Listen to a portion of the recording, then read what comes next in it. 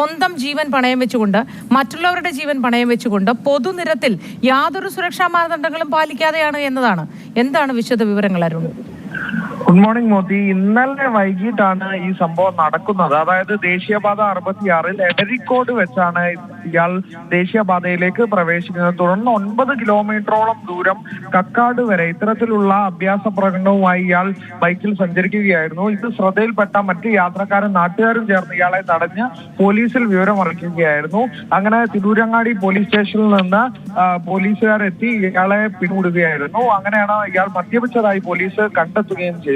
എന്തായാലും ദേശീയപാതയിലൊക്കെ അതീവ കരുതലോടെ തന്നെയാണ് നമ്മളൊക്കെ വാഹനം ഓടിക്കേണ്ടത്. പ്രത്യേക ജാഗ്രത കൂടി വേണം. അവിടെയാണ് ഇത്തരത്തിൽ അലക്ഷ്യമായി വാഹനം ഓടിക്കുന്ന അഭ്യാസ പ്രകടനം ഒക്കെ നടത്തുന്നത് മോദി. എന്തായാലും മോദി തുടക്കത്തിൽ സൂചിപ്പിച്ചതുപോലെയുള്ള പല നല്ല അഭ്യാസ പ്രകടനങ്ങളും റിവാർഡും ഉണ്ട്. എന്തായാലും കേരള പോലീസിന്റെയും MVDയുടെയും റിവാർഡ് ഇയാളെയും കൂടെ തേടിയിരിക്കുന്നു എന്നുള്ളതാണ്. ലൈസൻസ് സസ്പെൻഡ് ചെയ്യാൻ MVDയോട് പോലീസ് ശുപാർശ ചെയ്തിട്ടുമുണ്ട് മോദി.